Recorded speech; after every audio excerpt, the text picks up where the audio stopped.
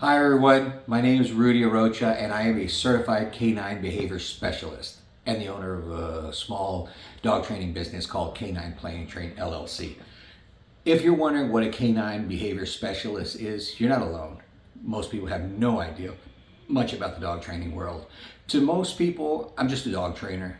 To the dogs that I help, I'm their last chance to stay with the families that adopted them because they have bigger issues than your average dog. When people call me looking for help, they typically tend to ask me two questions. The first is, do I teach basic obedience? And the second is, do I use positive reinforcement methods?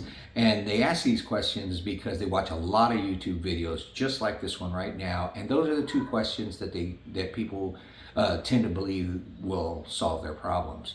And they help, but they don't help everybody. So this is intended for the people who basic obedience just hasn't worked, or if you haven't tried anything at all, you got real lucky. We're going to shoot straight to the root of all the problems.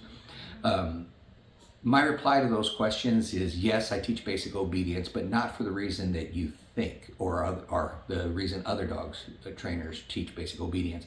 I teach it as a means to establish roles between the dog owner slash trainer, because if you own a dog, your dog believes you are its trainer. And the second part of that is so that you help build a means of communication between you and your dog, because most people don't have a good means of communication with their dog, and that's where the problems lie. It's like 99% of the problems come from. The second question, I always answer exactly the same with a very confident, I don't know. Why I don't know is because I haven't met your dog yet, and all dogs are different. So you see, if I only had one method of training, then I only can say one type of dog. And for the dogs that I work with, I'm their last chance. So it's very, very important that I be able to train them in a method they understand, because it could make the difference between them staying in their house or not. I let people know that as a behavior specialist, I focus on real world problems. Things like the dog is biting when they play and we can't get him to stop, or the dog pulls super aggressive on the leash, or he goes out and wants to attack everybody on our walks.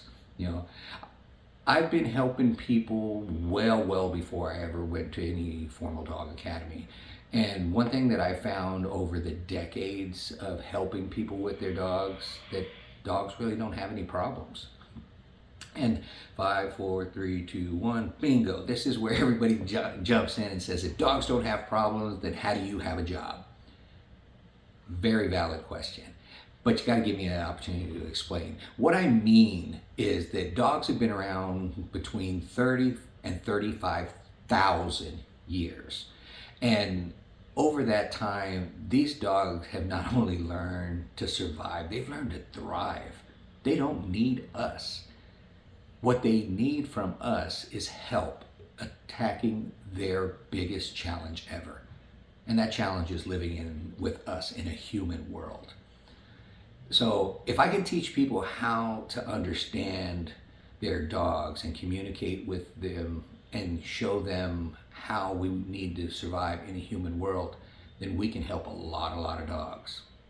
So most people get a dog because they fell in love with some puppy, or some dog looked into their soul the last time they visited a shelter and that dog had to come home with them.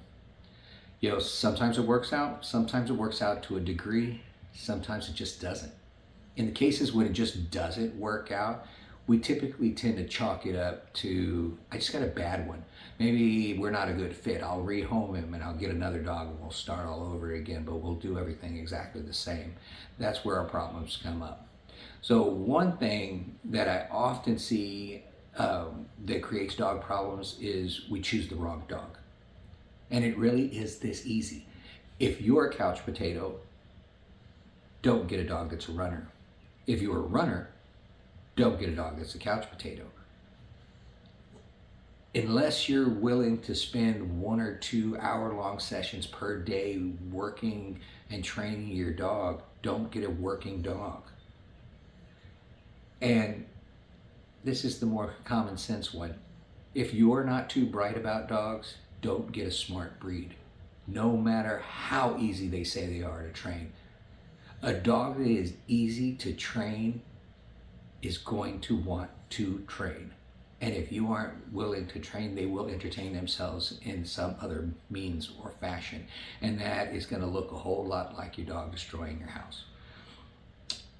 So, for the people who have already gotten their wrong dog, my intent is to help you to understand your dog and make a better partnership and a better means of communication, because you already found them, you love them, they're not going anywhere. At least we can make life a little bit better. Okay. If you can't tell by now, my passion is helping dogs have better lives. I love fixing dogs so much that for rescues, fosters, and shelters, I do it at no cost, and really reduce the cost tremendously for some private dog owners who are a little short on funds, but desperately want to give their dogs better life. And if you're willing to learn, I'm willing to help. You know, my wife says I'm a horrible businessman, despite actually having an MBA. She says I give away way too much information to ever get rich training dogs. But I'm rich. I'm rich in the reward of saving dogs, and I've saved a lot of dogs. But if I really want to make a difference and help a lot of dogs, I must help people to understand their dogs and teach them how to talk to their dogs. So I guess here we are starting a YouTube channel, and I say we because I'll do a lot of teaching, you'll do a lot of learning, and we will do a lot of saving dogs. Believe me, I have fought with myself about ever wanting to start this channel. You can't go on the social media today without a dozen people bashing everything that you say or you do. And I'm not one that's going to spend a whole lot of time arguing with people who aren't willing to do the work, but are more than willing to tell people how to do their jobs. If that kind of person you are, you know, keep going. We're definitely not going to be the page for you. Since I'm also the kind of guy who's not into reinventing the wheel, I'm going to focus on tapping into the knowledge that dogs already have. And think about it, 30,000 years, they've been around, there's a lot of knowledge in there. My idea is I want to shape and balance their understanding of the human world that they live in. So I'll give you a hint on how I work. I teach to get the information into your head, not to impress you of the knowledge in my head, because that's not going to help. I try to teach in a very, in the KISS method, keep it simple sailor. I was in the Navy for a little bit. I don't like to use fancy terms, theories, methodologies, the kind of stuff that you're not going to remember the minute this video ends. My idea is I teach you to understand so that you remember what it is that we're working for when you're working with your dog. I'll explain the what's and the why we're doing the things we're doing, you know, in order to shape our dog's behaviors. I also like to teach in scenarios. I think it helps put it all together. You know, here's an example. Why does your dog freak out when he goes to an automatic door? When we go to a store that has an automatic door, the motion sensor on the door registers our approach and it opens the door for us. Awesome, hands-free, beautiful, love it.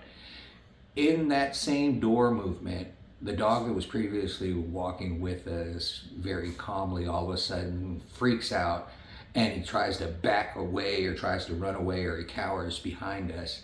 And that is because that door just opened its mouth and you, his human, want him to go in there to be eaten.